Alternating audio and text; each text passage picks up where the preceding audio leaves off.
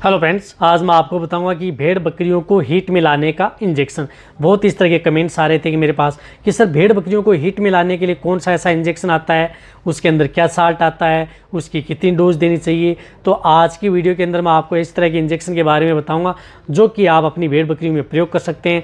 रही बात, आप 72 घंटे के अंदर अंदर आप अपनी भेड़ बकरियों को हीट में भी ला सकते हैं। इसी के साथ साथ वह इंजेक्शन यदि आपकी भेड़ बकरियों में ये भी काम करेगा, जिस तरह से यदि भेड़ बकरियों में कोई बच्चेदानी में इन्फेक्शन की वजह से कोई मवाद आ रही है या कोई और दिक्कत हो गई है, यदि भेड़ बकरियों की जेर नहीं गिरी है, उसकी वजह से उसमें कुछ गंध रूपा जो डिस्चार्ज आ रहा है, तो उस स्थिति में भी आप उस इंजेक्शन का प्रयोग अपने वेटरनेरियन से भेड़ बकरियों में करवा सकते हैं। तो जितने भी जो भेड़ पालक या बकरी पालक इस चैनल पर नए जुड़े हैं तो आप इस चैनल को सब्सक्राइब करें। इसी के साथ आपको नया चैनल विजेंद्र गोट केयर है, उस पर भी आपको आने वाले समय में वीडियो मिलने वाली है। भेड़ सिर्फ बकरियों का नया चैनल है, वो उसका लिंक आपको डिस्क्रिप्शन में, वो भी आप जा करके सब्सक्राइब पहले से करके रख लें ताकि उस पर जैसे ही वीडियो आएगी आपके पास नोटिफिकेशन पहुँच जाए। देखो, भेड़ बकरियों को हीट में लाने के लिए कौन सा इंजेक्शन प्रयोग किया जाता है, उसमें साल्ट आता है क्लोप्रेस्टिनोल साल्ट। जिस प्रकार से जोलकोल आता है इंजेक्शन, जो केरस का आता है ये जोलकोल इंजेक्शन। रही बात इस इंजेक्शन के बारे में, जो विजेंद्र वेट केयर है उस पर एक डिटेल सी वीडियो बनी हुई है, वो भी आप जा करके देख सकते हैं कि ये अन्य जो पशु हैं उनमें क्या क्या काम करता है। आज मैं भेड़ बकरियों के बारे में इसके अंदर साल्ट आता है क्लोप्रेस्टिनोल, जो इस तरह का ये इंजेक्शन आता है।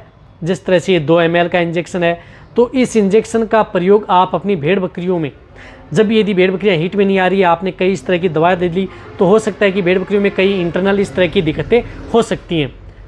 यदि पूरी डिटेल से बताऊंगा तो बहुत लंबी वीडियो बन जाएगी, लेकिन कोई दिक्कत की वजह से आपकी भेड़ बकरियां हीट में नहीं आती हैं, तो आप उस स्थिति में 0.5 ml यानी आपको 0.5 ml से ज़्यादा डोज नहीं लेनी है। वह आप अपनी भेड़ बकरियों में इंट्रामस्कुलर यानी मांस में आप इस इंजेक्शन का प्रयोग करवा देना है।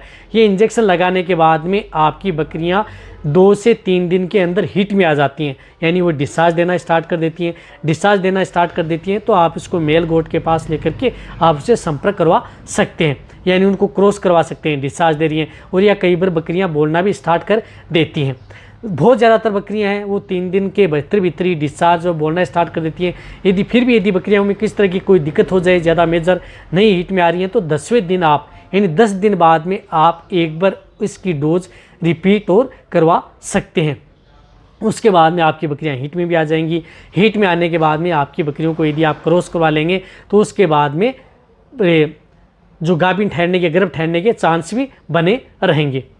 तो अब आप अच्छी तरह समझ गए होंगे। इसी तरह से आपको भेड़ बकरी में अदर जो इस तरह के कुछ इंजेक्शन आते हैं उसके बारे में भी आपको शॉर्ट में इस चैनल में वीडियो मिल जाएगी। तो वीडियो जितना हो सकता है भेड़ पालक या बकरी पालक या वेटरनरी स्टूडेंट है उनके साथ शेयर करें। इसी तरह से वीडियो देखते रहें, इसी तरह से आप मेरे को प्यार देते रहें। रही बात इस इंजेक्शन को कभी भी प्रेग्नेंट जो गाभिन बकरियां हैं उसमें आप इस इंजेक्शन का भूल कर भी प्रयोग नहीं करें, क्योंकि ये बकरियों का अबॉर्शन भी, बच्चा भी गिरा सकता है। ये सिर्फ बकरियों को जो हीट में लाना है उसी के तौर पर आपको प्रयोग करवाना है।